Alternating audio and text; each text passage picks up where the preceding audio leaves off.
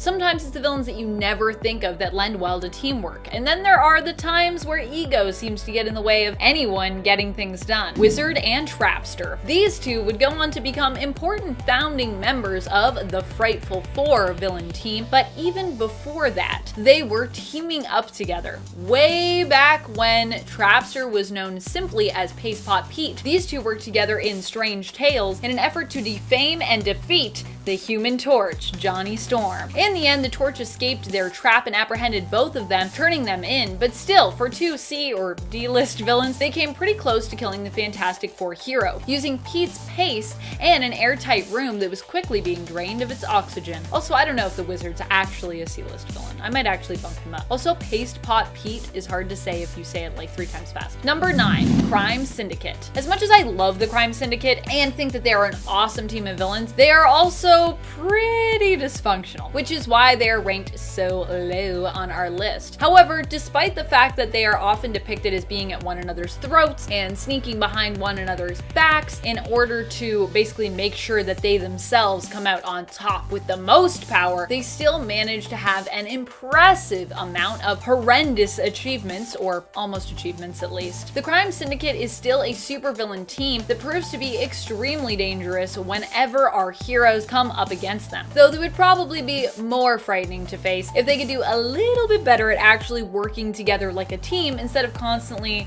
double-crossing one another. And friends, before we move on to this next spot, be sure to give this video a thumbs up and comment below if you want to help us out here at the channel. I promise you it does really help, and we appreciate all your likes and comments. Thank you. Number 8, Daredevil Revenge Squad. Not the official name for this team, I don't think. This team was Typhoid Mary's group of villains. She recruited them to help her get revenge on Daredevil, and they all also had their own motives for doing him harm. All villains who had basically been slighted by the Red Devil themselves in the past. What's more, although this team up only lasted a few issues, it was actually brutally successful, with Typhoid Mary even using her Mary persona at the end of Daredevil issue 259 to kind of ensnare Matt Murdock into like letting his guard down around her. Typhoid Mary recruited the Wild Boys, Ammo, Bullet, and Bushwhacker to help her get the deed done, but insisted on taking the final moment of defeat for herself. Also, is it just me, or does Typhoid Mary look huge in this issue? She looks like so tall. I'm just like, wow, what's happening? I don't hate it. Number 7, Gotham City Sirens. Definitely one of the hottest supervillain team-ups out there in my opinion. Gotham City Sirens isn't just awesome because it's a team of powerful villains, but because it also cemented a fantastic friendship between the 3 main team members that we can always go back to, and I kind of love that. The Gotham City Sirens are Catwoman, Poison Ivy, and Harley Quinn, who sometimes also have other allies who join them in their villainous adventures. And also, let's be honest, heroic adventures, such as the Carpenter, Jenna Duffy, formerly part of the Wonderland gang. While this team up is one made up of criminals, the team of powerhouses also brought a lot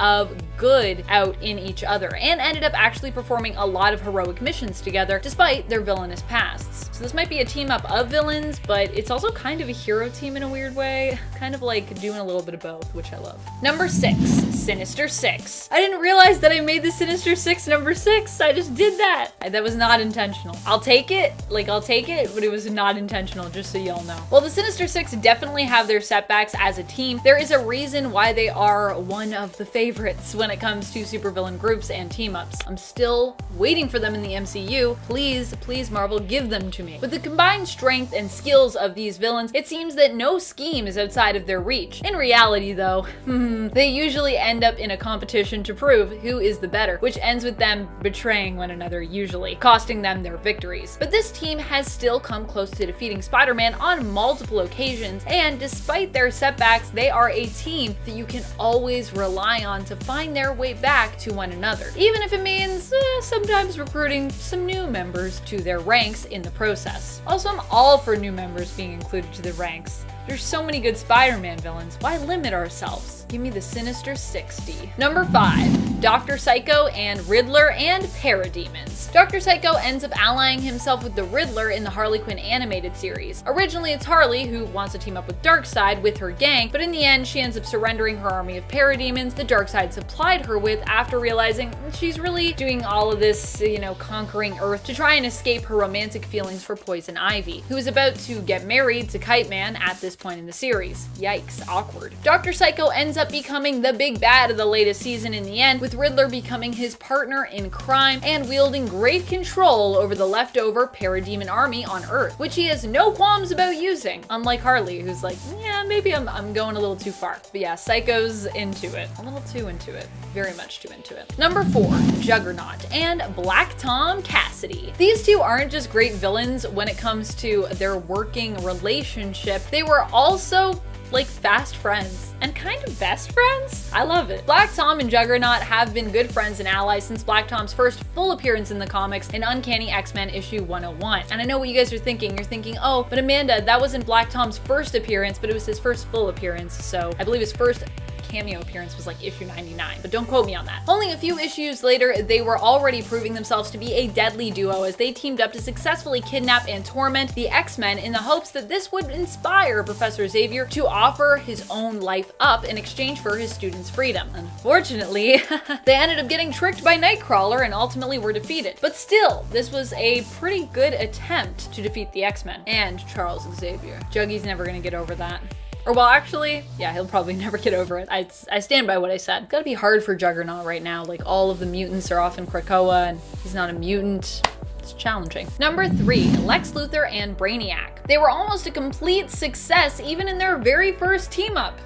Almost. Together, Lex Luthor and Brainiac appeared in issue 167 of Superman, where they teamed up in a 3-part story to take down their joint foe. Their brilliance and technological know-how combined allowed them to both shrink and depower Superman, but unfortunately for them, Superman would not stand by and let himself be so easily defeated, or so well defeated, because I think that's a pretty good plan. And he found a way to escape their wrath. They honestly should have just squashed him when they had a chance, but hey, then we wouldn't have any more stories. Lex and Brainiac together, in fact, are such a fan favorite. We've even seen them in the most intense kind of team up in the DC animated universe when they merged both their minds and bodies together into one being. Like, you know your partnership is like intense when you're just like, let's just join and be one being, but also terrifying. I don't want to fight. Lex and Brainiac merged together. Number 2, Masters of Evil. Another very iconic and successful group of supervillains who have teamed up together. This roster has also changed dramatically over the years when it comes to their members, and despite the fact that they have some members who are less popular when it comes to their notoriety, this seems to be a team that generally has some measure of success when it comes to their evil plots. The team has consisted of such members as Moonstone, Radioactive Man, Tiger Shark, Titania, and Absorbing Man, with any of the Zemos usually being seen as the most successful leaders of the team to date. But they've also had a lot of different leaders. To date, we've seen multiple incarnations of the team, and we're actually likely in, or at least approaching, the double digits, I think, at this point, when it comes to all the different rosters that we've seen. Number 1, Poison Ivy and Harley Quinn. Yeah, so if you know me, you may have already guessed that they'd be at my top, but yeah, I love Poison Ivy and Harley Quinn. Never mind being, I think, some of the best supervillain team-ups out there. It's just two amazing characters. You give me two amazing villains together, I'm gonna say that it worked well. These two work together in a way that almost allows them to move from the side of villain to hero. In fact, over the last few years, as we've seen their characters develop together, they have both become more and more heroic. Though Ivy is now, of course, kind of headed back in the direction of straight up villain, currently in the comics, after her and Harley's relationship kind of fell apart in the aftermath of Heroes in Crisis. Still, for the most part, these two have brought out a lot of the best in each other, and have also managed to pull off some pretty impressive schemes along the way. I don't know whether making each other better and bringing out the hero in each other means that these two should be considered a great or an awful supervillain team up, but I personally like to see that as a win, even if it doesn't align with the villainous focus of this list. Any partnership where you bring out the best in someone, for good or for evil, should be considered one of the greatest in my books, because, you know, that's what partnerships and or relationships are all about. At number 10, we have Valkyrie. This is one of the more understandable team-ups on the list, considering both Thor and Valkyrie are known to be loyal to the same cause. Speaking of course about the prosperity of Asgard and the protection of the 9 realms. In one particular instance, during the Ragnarok event, Valkyrie and Thor team up in an effort to save Asgard from total destruction at the hands of Hela, and they even take on Thanos at one point. Although they are ultimately unsuccessful and Asgard is destroyed, this is no doubt an epic union between these two heroes. And we can expect them to come together again down the line, knowing that they have a deep respect for each other and very similar stakes on the table. At number 9 we have Hercules. Thor and Herc come together a few different times, both as allies and as enemies, but of course we'll be focusing on their team-ups for this list. At one point, Hercules finds himself under the control of the Greek god Pluto, having been tricked into ruling the netherworld after signing a film contract. Undoubtedly a bizarre situation to find himself in, but nonetheless, he gets help from Thor, who had previously been more of an adversary to Herc. In fact, before the actual team-up that this entry is about, Hercules and Thor fight a few more times, accidentally, which is really weird because it starts to paint Hercules as this very confused and possibly, I don't know, insecure character who doesn't seem to know what he really wants. Finally, they do end up teaming together and they team up to take down the Wrecking Crew. Later, Herc becomes an ally to the Avengers, which makes for a few more team-ups with the God of Thunder, most notably during the Operation Galactic Storm storyline. At number 8, we have Thor's team-up with Iron Man.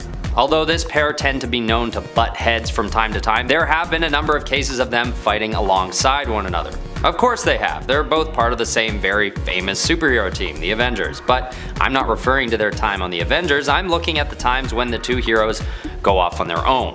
One of these times is during the God Complex storyline as part of their 2010 mini-series of comics called Iron Man / Thor, fittingly. And the threat they're up against isn't a joke either. They're trying to stop the High Evolutionary from creating a modern god from nothing, using Iron Man as the vessel. So it's good that Tony Stark has Thor on his side for this one, because dealing with gods and mysticism isn't always the easiest to do on your own if you're immortal, no matter how much money and tech you have. At number 7 is none other than Captain America. Aside from the obvious reason to team up, Thor and Captain America have a pretty healthy relationship going, just the two of them. Possibly the most notable instance of the two teaming up is during the Avengers Prime miniseries when they go to Hell and fight Hela, Thor's sister. Although Iron Man is there as well, Thor and Tony Stark aren't really getting along during this issue, and it more so outlines the relationship between Thor and Cap, both on and off the battlefield. And this is a pretty notable team up as well, given the stakes and the villain they're facing. Hela is one of the most powerful threats out there, and Hell is her domain naturally, so having Captain America there is really important, because if Thor was just accompanied by Iron Man, given their frustrations, it may not have been a successful mission for either of them. They do end up succeeding, and yes, Thor and Iron Man do come back together as friends, but it takes a pretty harrowing battle in the underworld to make that happen, and Captain America's leadership is essential to their success. At number 6, we have the Hulk. In Thor Ragnarok, Thor and the Hulk come together as a team in an unusual occurrence when they face off against Loki, and they make a surprisingly fitting duo, both having been banished from their homeworlds and forced to face off in this strange gladiatorial arena. At this point in the story, Thor is banished from Asgard and without his hammer, and Hulk finds himself lost on a distant planet, banished from Earth. At this point, he's being used as nothing more than a subject for this planet's violent arena matches, and he even gets pitted against Thor before they eventually decide to team up. So when they do decide to defy their captors and fly back to where they came from, there's more than their combined strength that drives them forward. A bond based on their own experiences with abandonment and desperation leads them to an epic win over Loki by the end of the movie. At number 5 is Thor's epic team up with Rocket and Groot. This alliance makes for a really powerful combo because when they come together, they actually manage to fend off Thanos, one of the greatest threats in all of the cosmos. When Wakanda is invaded by Thanos, T'Challa is forced to turn to external aid to keep his world from being taken over by Thanos. And the unlikely pairing of Thor, Rocket, and Groot come in to fend off the Horde. You may call it luck that allows the outcome from this battle to end well for the good guys, but I'd say it's something about this union of heroes that makes their effectiveness work so well. Maybe it was something about the fact that Thor had just been beaten down till near death by Thanos before he met up with the Guardians of the Galaxy, or maybe their powers just happened to synergize perfectly with one another. Either way, we are left with what has become one of the most epic lines in all of Infinity War. Bring me Thanos. I'm not gonna do it justice, you just gotta look it up. At number 4 is Beta Ray Bill. Thor and Beta Ray Bill have come together on numerous occasions, them being very close friends and allies on and off the battlefield. And whenever they do pair up as a team, their bond really gives them that edge that makes them thrive. Now, is it their bond or is it the fact that they're both wielding Asgardian hammers made from Uru? It might be both. Let's just say it's both. Team-ups between these two usually involve some kind of high-stakes predicament that Asgard finds itself in. For instance, one of the more recent team-ups they've had was the second coming of Ragnarok and the defeat of the Fenris Wolf. Thor eventually sends Bill away to continue his work alone, but there's no doubt that soon enough they come back together to kick some ass for the glory of Asgard. Also, I'm not sure if you're aware, but there are theories suggesting that Beta Ray Bill might make an appearance in the new Thor Love and Thunder movie coming out in July. If you know about that one frame going around online with what looks like a missing character, then you may know what I mean. But that's still speculation, so we'll see. Alright, at number 3 is Galactus. This is a really unexpected team up that happens in Thor number 168 and 169 when Galactus actually finds himself in danger at the hands of the Black Winter. So in response to this, Galactus decides to grant Thor a boost of power to become his herald. With this newfound ally, Galactus is able to use Thor's help to take down the Black Winter, as harrowing of a task as it is. This is such a crazy team up, which is why I put it higher on the list. A being as great as Galactus doesn't often find himself in danger, nor does he find himself needing an ally to fight off a formidable threat. But in this instance it happens, and it becomes one of the most unique and powerful Thor team-ups we've ever seen. Thor doesn't really stay loyal to Galactus though, which is a good move because we all know that Galactus wasn't about to turn good after the job was finished.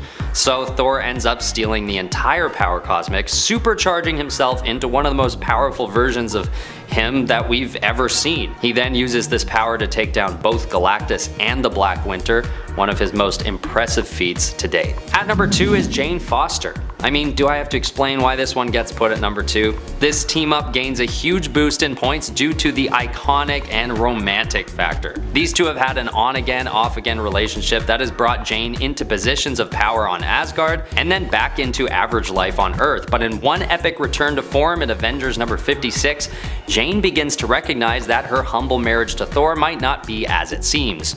And when she's proven right, Mephisto is revealed to have been behind an elaborate ruse the whole time. This triggers a Thor from somewhere in the multiverse to come and support Jane Foster in her battle against Mephisto, who appears in the form of 3 pigs. And yes, I know that Jane is known as Valkyrie during this fight, and basically ever since her first run as Thor, but these mantles get thrown around so much that I wanted to explore the only constant, which in this case is Jane Foster. And this isn't the last time these two have or will team up. Whoever's seen the new Thor Love and Thunder trailer knows that she is also going to be making quite the appearance in the new movie coming out in July. Romantic team-ups should always rank high on these lists. Power levels aren't the only thing to consider when two heroes come together. At number 1 is of course Thor's epic and somewhat rare team-up with his brother Loki. Actually, maybe this does happen a few times, but it's mainly because of Thor's tolerance and love for his brother more than anything.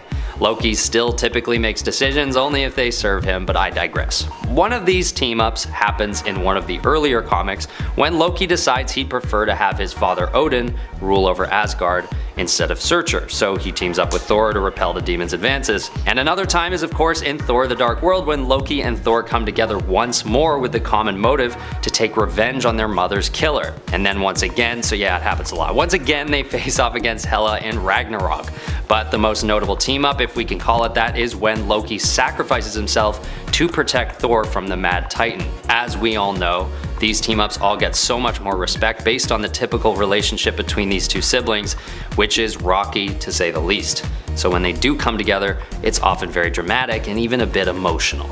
And that's what epic team-ups are all about, right? The context behind why and how a pair of superpowered beings decide to support each other in battle. Number 10. Doctor Strange. Why is this mashup so appealing?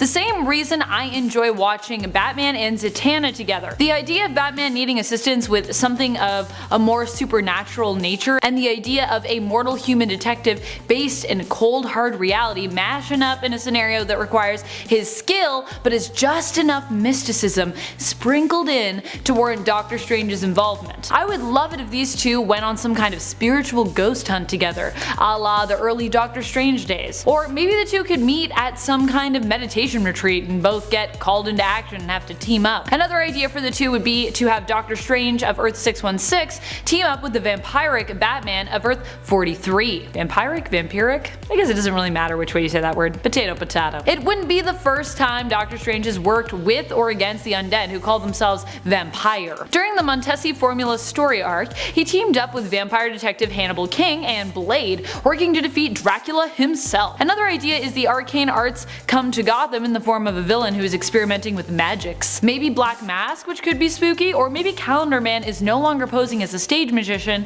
as he did during his debut in Detective Comics issue 259, but has become a real one. That could be a fun kind of adventure. And Doctor Strange answers the call to help as Zatanna is unavailable. You know, sometimes she's busy, she can't help Batman all the time. She got things. Number 9. Iron Man. Both are billionaire playboys, or at least appear to be. Still, while Batman might not agree with Tony's lifestyle choices, both characters are known for their brilliance and for their obsession with control and ability to plan ahead, and this might be enough to make them a strong team up. Tony, after all, was the instigator behind Civil War I with his Superhero Registration Act. He has since learned the error of his ways, but still tends to be quite lawful when it comes to his views. He would be lawful good for sure if he were a D&D character.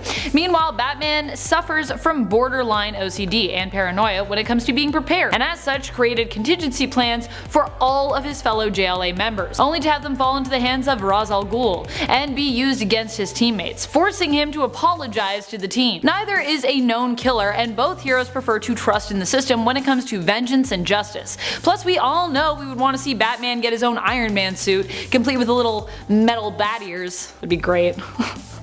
I'm Iron Man now. Woo! Iron Bat. Oh.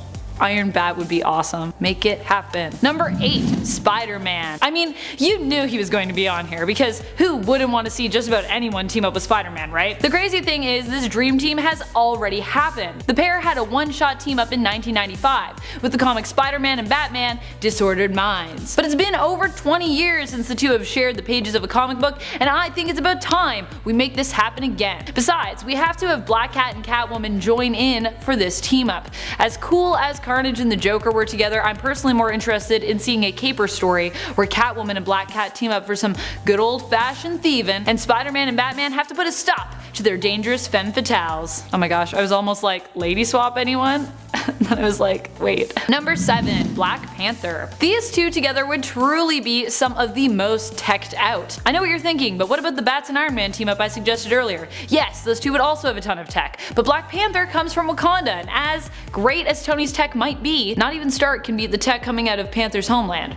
Black Panther and Bats also have a similar look and sometimes a similar fighting style, though I would say that Batman is kind of the sneakier of the two. Let's have them team up. Number 6. Iron Fist. These two are both skilled martial artists who I would love to both see duke it out and then combine their skills to take down a big bad. I think Iron Fist could even give Batman more of a run for his money than any other hero from Marvel who he's taken in hand-to-hand combat. I'm imagining Bruce joining with Danny in an attempt to take down the League of Assassins, or the Hand. Seeing them have to take on someone like Lady Shiva or maybe someone like Taskmaster could also be super interesting. Who do you think that pair should take on? Give me your best martial artists, villains. Number 5. Jessica Jones. I think Batman would feel a lot of respect for Jessica Jones. The two could team up on a case together, maybe they were both tracking the same perp for different reasons, they run into each other, or maybe Bruce decides he wants a fresh start and decides to live under an alias as a private PI of his own, and the two end up as like rival detectives competing for cases. But these two are bound to do well together whatever happens, and it never hurts to have Batman team up with someone who has real superpowers, in case they run into a threat too large for Batman's planning, or vice versa, a problem that just can't be crushed by Jessica's super strength, and maybe it needs Batman's help in terms of locating that perfect weak spot. They'd complement each other so well. Number 4. Daredevil. Two costumes that are designed to scare, with one that might possibly be more terrifying than the other. I'll let you battle out in the comments as to who you think I'm talking about there. Who is the scarier costume? What do you think? Both are masterful investigators who pose as wealthy citizens during the day, and are sometimes known for their playboy tendencies.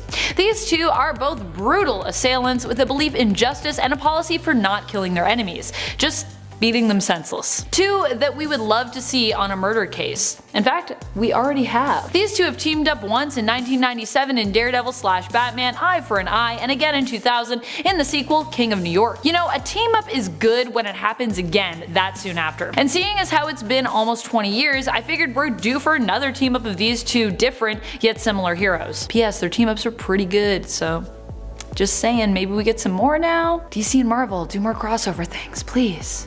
We want it. Number 3. Captain America. Considering the Batman is best friends with Superman, is anyone surprised that many would love to see Batman and Captain America team up? In fact, it shouldn't be surprising because these two did team up in 1996, accompanied by their own sidekicks. This comic was kind of actually more of a sidekick swap than anything, though, where Batman ended up with Bucky and Cap ended up working with Robin to take down the Red Skull and Joker. Or in the end, really just Red Skull, as the Joker himself defected from the plot after finding out that he was working for a Nazi. Apparently even for Joker that's too much. I will kill a bunch of babies, but Nazis, that's where I draw the line. The two also crossed paths in an Avengers and Justice League crossover where Batman actually decided to call a truce while fighting Cap, realizing that in Steve Rogers he had found a fairly even match to his abilities, and that the fight was kind of pointless. They were just both gonna probably fight each other forever if they didn't stop it, so I'd love to see the two of these strong, evenly matched superheroes come together to protect not just the Earth, but the universe. I'd like to see Darkseid and Thanos end up somehow working together, and then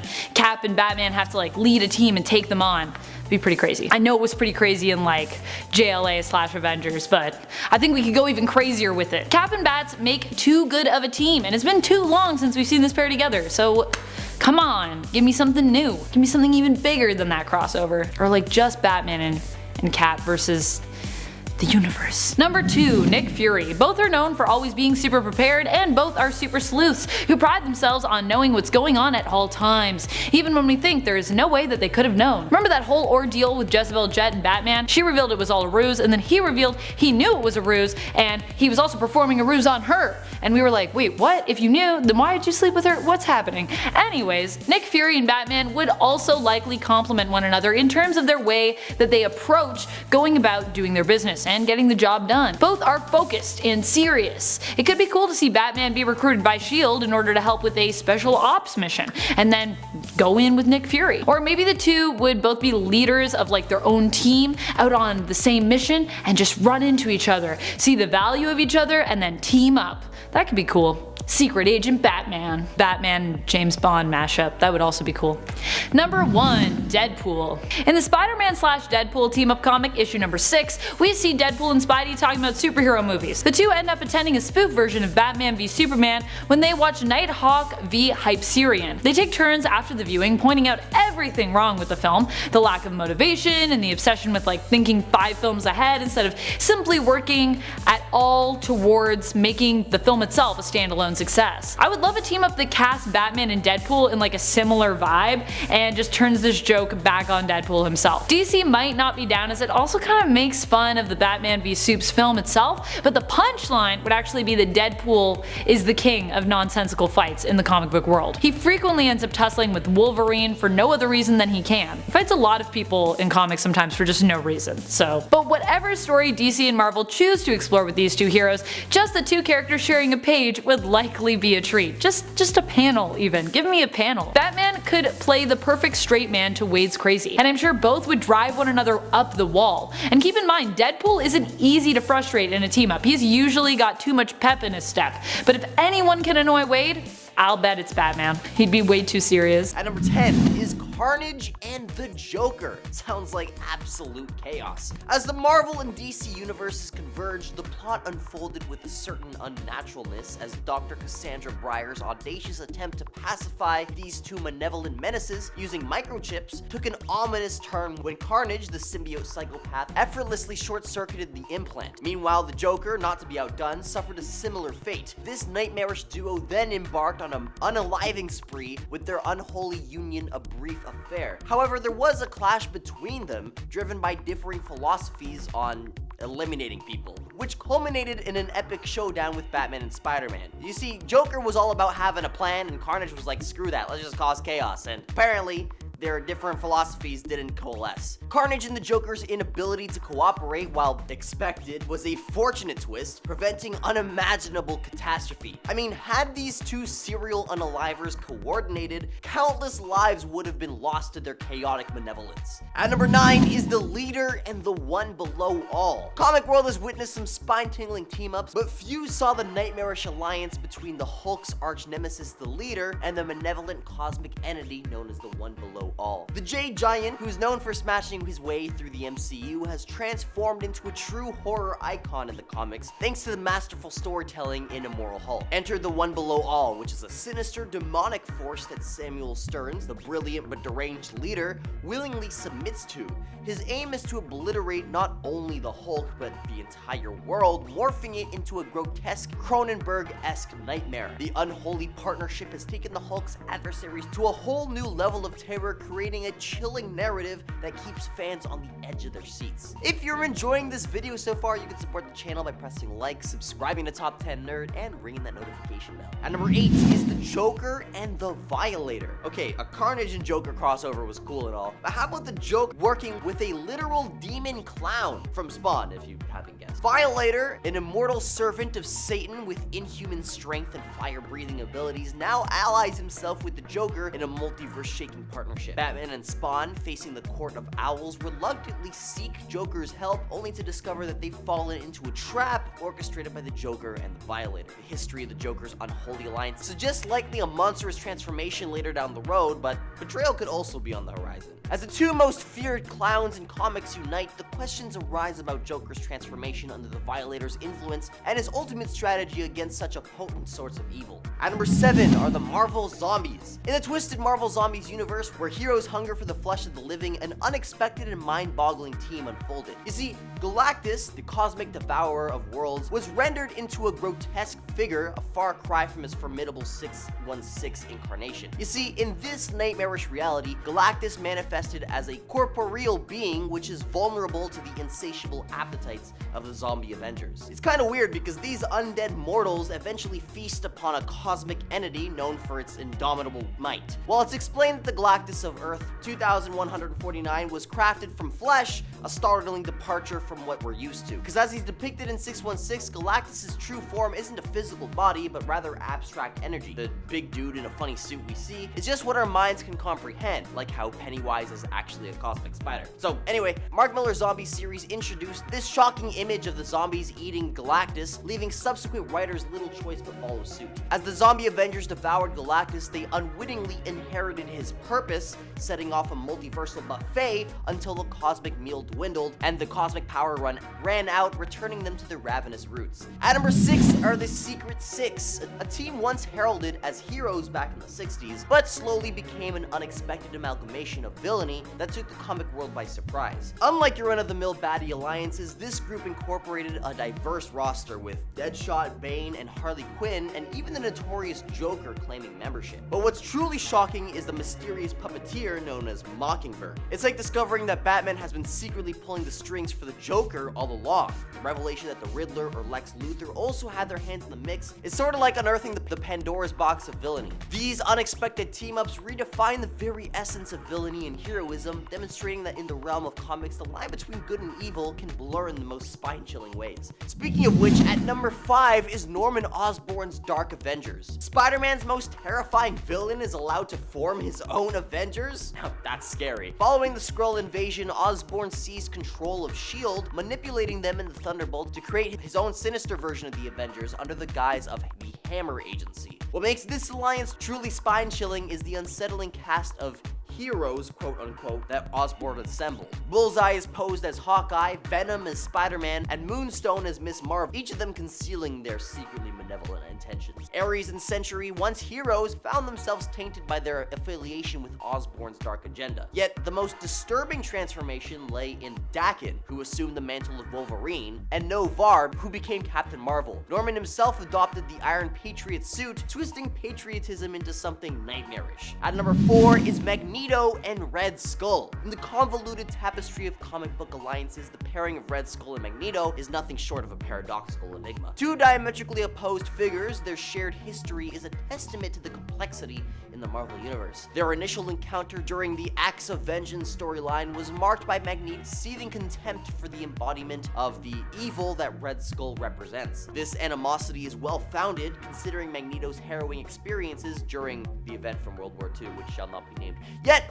as the narrative threats of Marvel Comics tend to weave, we find Magneto standing shoulder to shoulder with the very antagonist he once despised. In Deadpool eliminates the Marvel Universe again, and in Old Man Logan, these universes both witnessed Magneto's unsettling alliance with Red Skull as they collaborated to further their nefarious ambition. This unlikely partnership serves as a testament to the ever-shifting alliances and allegiances and the moral ambiguities that define the Marvel Universe, where heroes and villains dance on a precarious tightrope of alliances and rivalry. At number 3, the Crime Master and Toxin. Let's take a look at the shocking collaboration between Flash Thompson, known as Agent Venom, and the notorious Crime Master during the Agent Venom storyline. See, at first glance, it seemed like an ordinary showdown between hero and villain, but beneath the surface, a sinister plot was unfolding. The Crime Master, the ever-cunning mastermind, developed a plan that transcended mere villainy. See, he coerced Eddie Brock, the former Venom, into joining his malevolent cause. However, his ambition didn't stop there. Using the formidable symbiote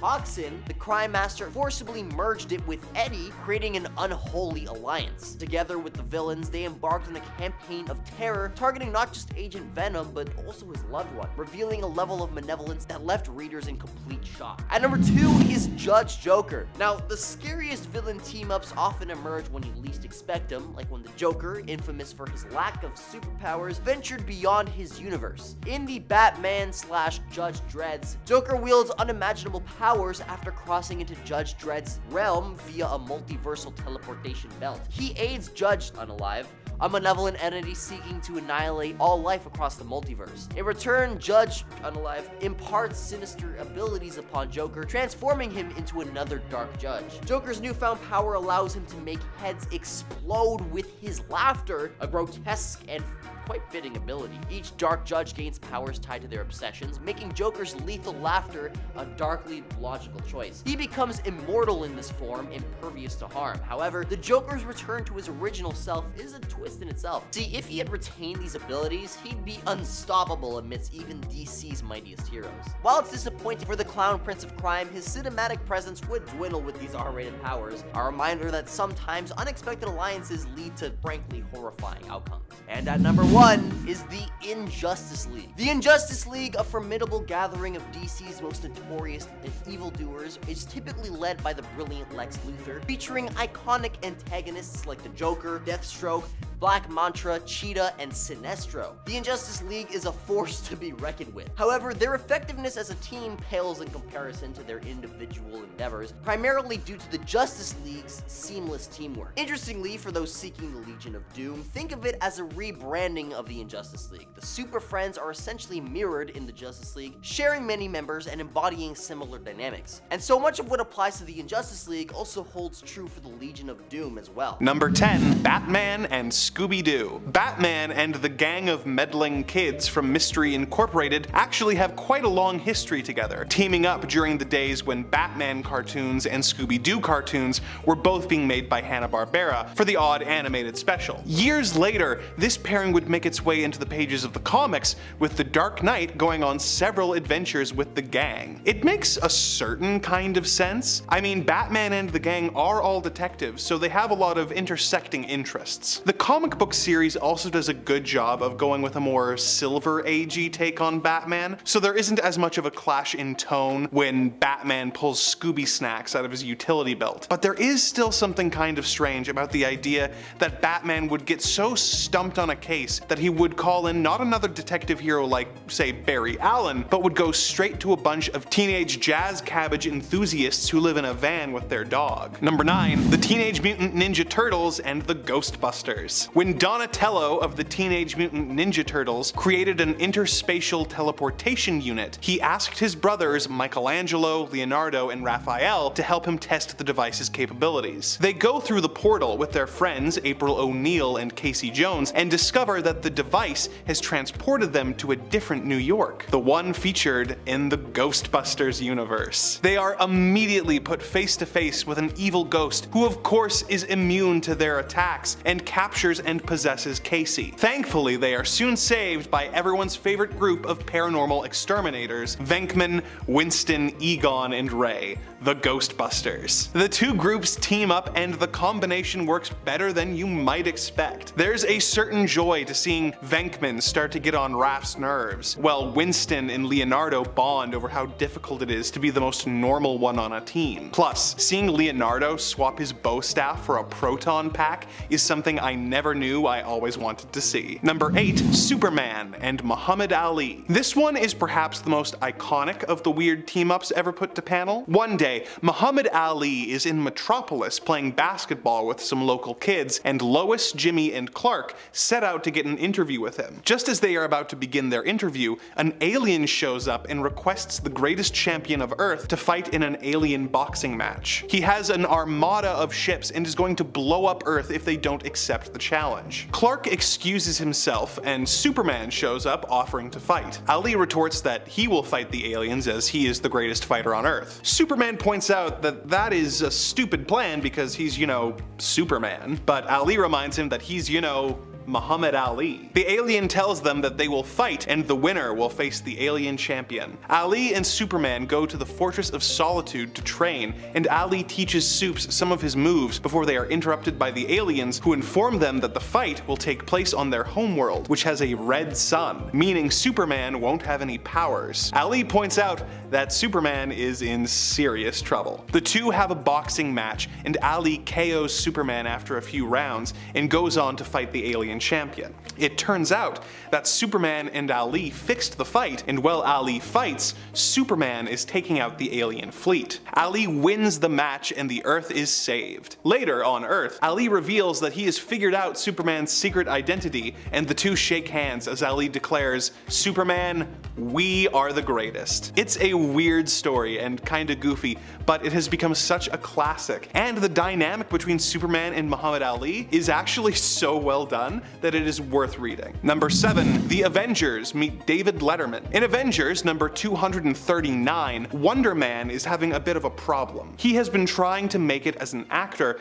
but it hasn't been working out. His agent is aware of his status as a reserve Avenger and books Wonder Man on David Letterman, claiming that he will be accompanied by some of the other Avengers. Wonder Man reaches out to Vision, who arranges for himself, Black Panther, Hawkeye, Beast, and Black Widow to join Wonder Man on the late-night talk show appearance. The villain, Fabian Stanowitz, otherwise known as the Meccano Marauder, sees the promo and decides that he will also be attending. The Avengers go on the show, and Dave interviews the group, getting the bombshell that Beast is leaving the Avengers to start the Defenders, but the interview is interrupted by an attack from Fabian's machines, while Paul Schaefer keeps the band playing to keep the crowd from panicking. Fabian sits down for an interview with Letterman, surrounding them with a force field so they won't be interrupted by the Avengers or the machines. Dave then uses his classic giant doorknob prop to knock out the villain, saving the day. Wonder Man is thrilled that his heroic exploits will be shown on television, but when the show is set to air, it is interrupted by a special news bulletin and no one gets to see it. Number 6. The X-Men meet the crew of the Enterprise. Captain's log. Stardate 4740.5. The crew of the Enterprise came across an odd alien ship. They scanned it for life and saw that it was carrying 7 life forms that sensors indicated were near human. Before more information could be gathered, the ship exploded, and a giant creature calling himself the Gladiator appeared and punched the Enterprise. As the engineer, Mr. Scott, attempted to repair the damage to the shields, a group of stowaways who had beamed off the destroyed ship at the last moment came aboard. They called themselves the X-Men. So the X-Men had set off to save the galaxy, galaxy and were now hiding on the Enterprise, very confused as to how they had ended up in the future. Gambit was injured and Beast took him to the ship's sickbay to find treatment. It was here that Dr. McCoy met Dr. McCoy. The remaining X-Men were discovered by Mr. Spock, who incapacitated Wolverine with the Vulcan nerve pinch and took the team to meet Captain Kirk so they could work together to defeat the villains. This is a fun story filled with some cool moments like the aforementioned Spock and Wolverine fight, as well as some fun character moments like Kirk trying to hit on Jean Grey. But the X-Men and Enterprise crew are an odd pair to pitch together, and the entire affair does feel pretty weird. Number 5. The Punisher meets Slim Shady. Getting into the really weird team-ups, we have the time that Frank Castle met Marshall Mathers. In this story, Eminem is leaving a concert with his security when they come across a strange man in a skull shirt in the alley. They pull their guns on him and get absolutely blown away while M makes a break for it. He's rescued by his childhood friend, the Barracuda, who helps him hide from Castle. When Punisher gets too close, Slim Shady beats him up and shoots him. Barracuda then takes out Eminem, and when he wakes up, he's on a boat tied back to back with the Punisher. Punisher explains that he was trying to protect Eminem and only took out his bodyguards because they pulled guns on him and probably all had rap sheets anyways. Barracuda explains that the Parents Music Council has hired him to kill Shady because they think his music is corrupting the youth. He throws M off the side of the boat, but the water is frozen and he manages to get away. He finds an ice fisherman, takes his chainsaw, and returns to the boat to save the Punisher. After freeing Frank, Punisher leaves Eminem stranded on the ice with a phone to call for help as he sets off to take out the Parents Music Council. After all, hiring a contract killer is a serious crime. What?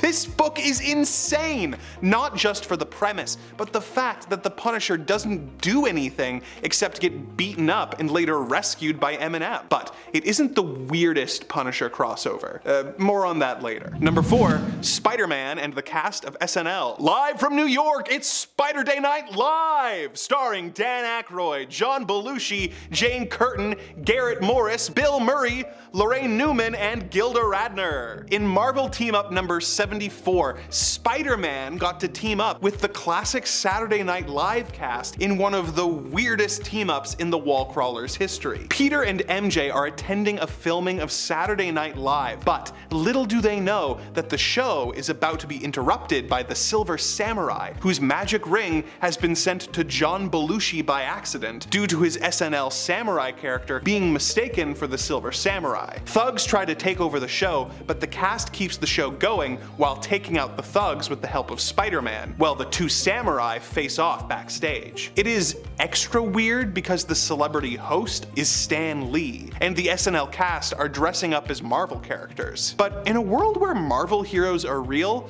what exactly is Stan Lee famous for? Number 3, Jimmy Olsen and Don Rickles. In Superman's pal Jimmy Olsen number 141, written by Jack Kirby of all people, Jimmy teams up with the Golden Guardian and Goody Rickles, the superhero who just happens to look like the insult comic and Mr. Potato Head actor Don Rickles. They are poisoned by Intergang and have to find a cure before they explode. They end up at an office where the real Don Rickles is hanging out and just starts slowly going nuts as superhero hijinks take place around him. Eventually the heroes are cured, but Rickles is taken away by the police after claiming that he is going to explode in an effort to get away from Jimmy and his gang. It is a difficult story to follow and wouldn't make this list if it weren't for the weird detail of Don Rickles having a superhero who is not related to him, but is named Goody Rickles and just happens to look exactly like him. That's just all kinds of strange. Number 2, The Punisher meets Archie. In a crossover that started out as a joke between the publishers of the two characters, a criminal who looks remarkably like Archie is being chased by the Punisher. He escapes to Riverdale and the Punisher pursues him there. Archie is up to his usual hijinks, trying to date both Betty and Veronica, when a bunch of feds, mistaking him for his criminal doppelganger, take him away. They are attacked by the Punisher, who realizes his mistake and goes after the double, who has taken Veronica to the town's sock hop. Punisher goes to the dance and is mistaken for a chaperone by the teachers. Things go off the rails when the villain takes Veronica hostage and a shootout breaks out at the dance. The bad guy gets away with Ronnie and Archie Archie has to team up with Frank to take him out. Archie starts keeping a war journal, and Frank gets a nice Riverdale sweater as a gift, and together they save Veronica and stop the villain, who they tie to a giant balloon and let fly away, presumably so he will fly into the air and lose oxygen and die. As if all of this wasn't weird enough, the story ends with Professor X informing Wolverine that he has to go after the most dangerous mutant alive, Jughead. Number 1. Green Lantern and Colonel Sanders. Colonel Sanders has shown up in DC Comics stories a few times, having traveled the multiverse and hired Captain Cold and Mirror Master to work in his restaurants. But his weirdest story is when he teamed up with Hal Jordan, the Green Lantern. In this story, the Colonel is working with Ferris Air to test that his new packaging for his Zinger chicken sandwich will protect it for interstellar travel, as he wants to bring his food across the universe. He enlists the help of Green Lantern to help him deliver the food, and Hal agrees. As Hal tells him, every member of the Green Lantern Corps is working on this project. Meaning somewhere a planet is being attacked by Darkseid and the Lanterns are delivering chicken sandwiches. The sandwiches are all stolen by the Orange Lantern Larfleeze, and Hal creates a KFC themed Green Lantern ring for the Colonel so they can go after the sandwiches. Sanders attacks Larfleeze with a drumstick construct, and Larfleeze admits that the Zinger chicken sandwich is the only thing that has ever satisfied his unending longing and hunger. Sanders uses his ring to create the first KFC on the planet Okara and lets Larfleeze sign on as a franchisee, assuming that the Orange Lantern can complete the training program to get his cooking to the Colonel's strict standards. This book is so weird. It's like those old Twinkie ads where Flash would defeat Weather Wizard with the delicious taste of Hostess Twinkie cakes, but instead of being one page long, it's the entire comic. It's so weird. Number 10. Mockingbird. In this story from 1980, Spider-Man heads off to Los Angeles and has a run-in with Mockingbird, as well as Nick Fury. This issue fleshes out a lot of the world of S.H.I.E.L.D. and features some stuff that comes up in the movie Captain America: The Winter Soldier. This is far from the weirdest choice on the list, but still has a lot of really weird moments, like Spider-Man pulling a guy from a flying car and tossing him to the street 20 feet below. It's a pretty fun issue, with a lot of great moments with the aforementioned flying car, and Mockingbird kicking some real butt with her battle staves. It's S.H.I.E.L.D. versus Mockingbird, with Spider-Man sort of caught in the middle. He doesn't even like being in LA. Thankfully, things work out for Mockingbird in the end, and she survives getting totally blasted by S.H.I.E.L.D. She actually has quite a career with Marvel, getting her own comic series in 2016, and was even voted number 48 out of 50 in IGN's top 50 Avengers. She barely made the list, just like this list. Number 9. Ghost Rider. Now these two definitely make for an unusual pairing. I feel like Ghost Rider with his penance stare is pretty much the furthest possible thing from the tongue-lashing Spidey dishes out with the endless quips and puns. In this story called If an Eye Offend Thee, our dynamic duo goes up against Orb, a mysterious villain with a giant eyeball for a head. Peter Parker and MJ see a billboard advertising Ghost Rider's latest stunt show and decide to come and watch, blow off some steam, you know? Pete is really impressed by Ghost Rider's makeup, not suspecting he's actually possessed by a demon. During the show, Orb shows up and entrances the guards and the crowd just by looking at them with his giant eyeball, then attempts to kidnap Ghost Rider's girlfriend Roxanne. Ghost Rider is unable to catch Orb as he uses his hypnosis to make audience members walk in front of the Ghost Rider, causing him to wipe out on his cycle. In the stunning conclusion, they leap out of the way of a train, Ghost Rider and Spider-Man, but Orb is not so lucky and totally gets hit. However, when they search the scene afterwards, they fail to locate Orb's body. Finally, Spider-Man swings off into the night, a bit disturbed by Ghost Rider's comment that he's not wearing a mask or makeup. Number 8.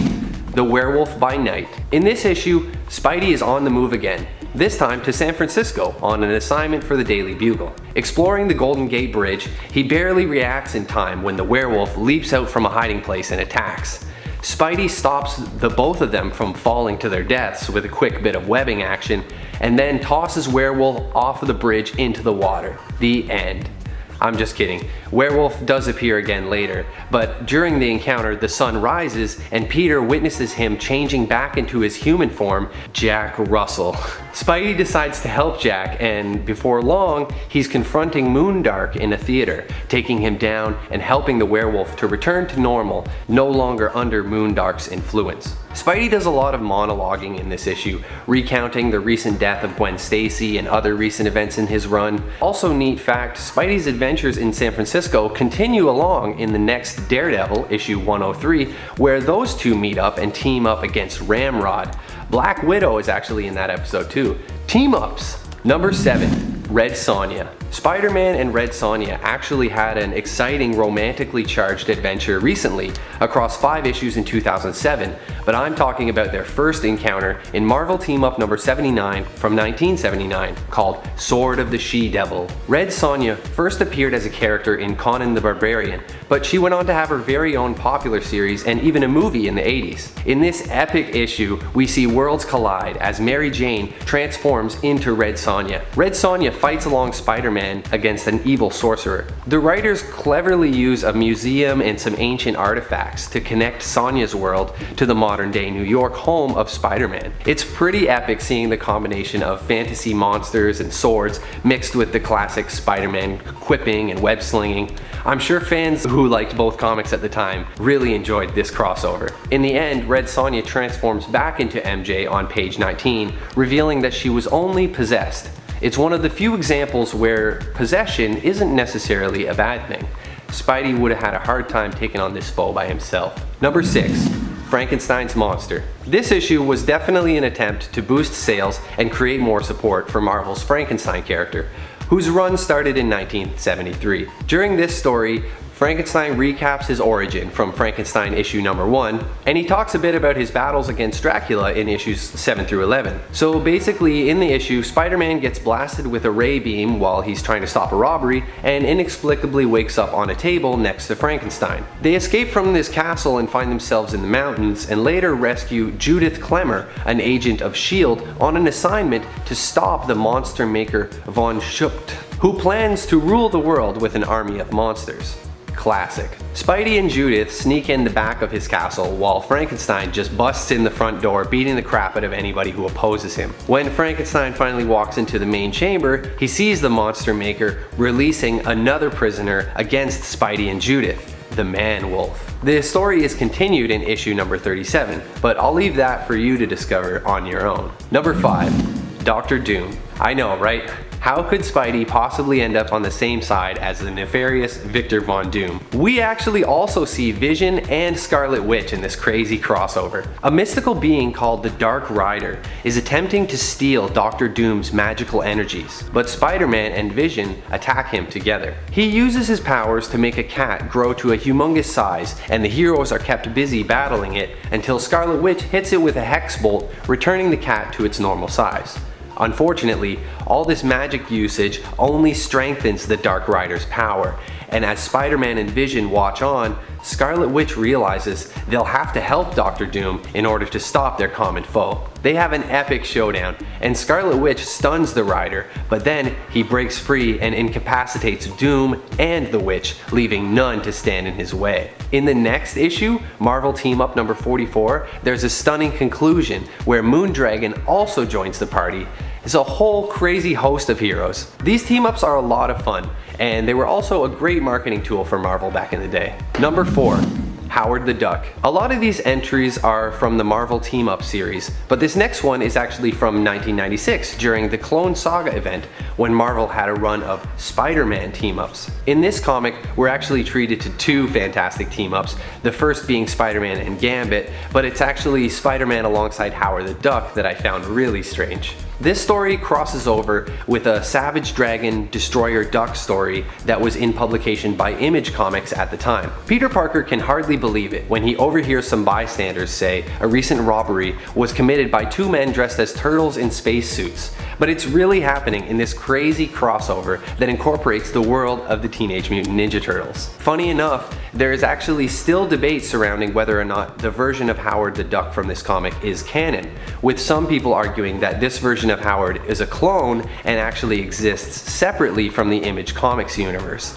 Man, it's Clone Saga, am I right? Number 3, not ready for primetime players. In this absolutely unexpected team-up, Peter and Mary Jane happen to somehow have tickets to Saturday Night Live. A mysterious, powerful ring was given to a member of the cast, and the Silver Samurai has come to infiltrate the show and try to steal the ring back. We get to see John Belushi, Dan Aykroyd, and even Lorne Michaels as things unfold backstage in the dressing rooms, and Stan Lee is the host of SNL Tonight performing the opening monologue. Sounds like an episode of SNL I would actually want to watch. After a ton of wacky antics and drama, the samurai obtains his ring and disappears back to his own time, presumably. Luckily, the audience has no idea and thinks it was all part of the show. It turns out in the end that the ring was mailed to Belushi by mistake. It's honestly just one trope piled on top of another with a whole bunch of guest stars. So while it's not the most compelling story, it certainly makes for a very memorable comic book moment. Number 2, Aunt May and Franklin Richards. This crazy issue sees Spidey totally take the backseat while we go on a crazy escapade with Aunt May, the new Herald of Galactus. This issue opens with the death of Nova, and we see Galactus mourn the loss and contemplate what to do. He heads to Earth, hoping to ask Reed Richards for some help, but instead finds Franklin Richards at the circus with Peter and his Aunt May. He decides he's going to take Franklin to be his new herald, but Franklin uses his power to transfer the transformation energy from Galactus over to May Parker, transforming her into Golden Oldie, the Herald of Galactus. She's practically a sentient Twinkie in this paper-thin advertisement, but it still has a lot of heart. She collects all of the Twinkies on Earth to satiate Galactus, but it simply isn't enough, and eventually she finds an entire Twinkie planet, which Galactus promptly devours. Then May comes on back to Earth, and Pete wakes up at the end discovering it was all a dream. Then another person wakes up seeing that that was just a dream, and there's a few panels of that. It's a pretty funny ending to the whole comic. Number 1, Spider-Man and Ren and Stimpy. No doubt one of the weirdest crossovers I've seen, but it was still a fun one. It's Ren and Stimpy number 6, where Spider-Man shows up. He definitely gave them a boost because their run went on for 44 issues altogether. If you didn't know, Ren and Stimpy was a popular Nickelodeon show from the 90s that also had a Marvel Comics series. Spidey steps in to replace Powdered Toast Man, the beloved mascot of our duo's favorite breakfast cereal. Spidey reveals that he's just stepping in to temporarily fill the job, as Toast Man is currently being mind controlled by the evil Donut. The whole thing is full to the brim with puns and stuff. Toast Man hurling razor sharp bread like batarangs and being called a serial offender. Donut even has to boost his testosterone at one point to help take on Spider-Man. The whole thing is weird, it's wacky, and it's definitely worth checking out. At number 10, we have Batman and Sherlock Holmes. This is the one that probably makes the most sense on this list, believe it or not, because the original Batman has always been a detective above everything, with his original comics actually being called Detective Comics. This adventure is actually number 572 of that comic series, and the pairing somehow just seems weirdly right. The only thing is that the Sherlock Holmes stories typically take place in the 1800s, well before Batman's time. So the way they make this work is by just simply having Sherlock be super duper old, over 100 years old actually. It works well enough, I guess. The plot is basically that Batman is facing a challenge trying to take down Moriarty and takes Sherlock's help to solve the issue. This is back in the day when Batman was still pretty peppy and fun, bringing Robin along for the ride and everything, so the pair-up kind of works in tone as well. It's a fun little moment in time that brings one of the most influential detectives of one era and pairs him up with one of the most influential detectives of this era. All this considered though, it's still weird, and I needed to put it on the list. At number 9, we have X-Men vs. Star Trek. This is a very weird pairing because Marvel could have easily paired up Star Trek with another team that's more synonymous with space travel, like, you know, the Guardians of the Galaxy. But on the other hand, the X-Men do always show an interest in teaming up with and supporting humans, and they sometimes do go into space, so it sort of works. Relatively speaking, that is, in comparison to what else you'll see on this list later. But all in all, this team up is pretty fun, showing off some fun traits of both teams, like Spock using the Vulcan pinch on Wolverine before they become friendly with one another. But the fun and games subside when the teams are tasked with taking on the threat of the mutant Proteus. This team up actually worked well enough when it was released that they even got a few sequels, so there's that. At number 8, we have Batman and the Teenage Mutant Ninja Turtles. Yes, this team up actually happened. When Shredder comes to Gotham and teams up with Ra's al Ghul, and they try and, take over the world together, Batman naturally enters the picture. But so do the 4 Ninja Turtles. The contrast between this darker, more modern Batman and the very fun, but very annoying Ninja Turtles makes for a funny combination that is known to actually be pretty good, all things considered. And something about this team up actually does feel right for some reason. Maybe it's the setting of Gotham seeming like it fits for the Turtles, and maybe also something about the dynamic of these characters. Batman does seem like the perfect straight man to the silliness of the Teenage Mutant Ninja Turtles. Regardless, it is weird, but fun, but weird, but fun, and needed a spot on the list. At number 7 is Superman and the Nesquik Bunny. So as we go deeper into the list, things are getting a little weirder, yes. This one strikes me as bizarre for sure, but also somewhat fitting considering cereal companies love to pair characters from pop culture with their brands.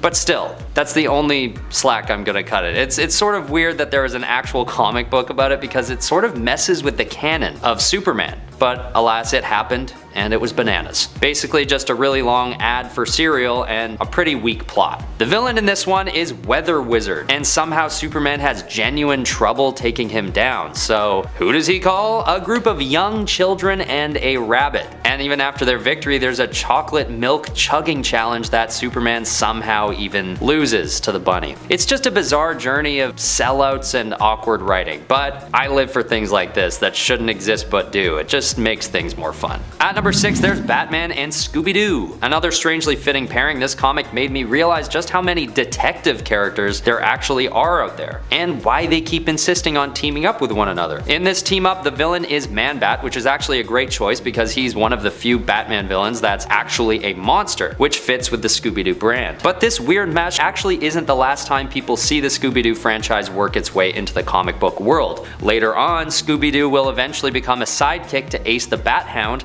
and continue to solve crimes alongside him. Although I'll be honest, I haven't checked out how those issues looked. Couldn't imagine them being able to fit in anything too dark with Scooby-Doo around, They should never have to know the violence that takes place on the streets of Gotham.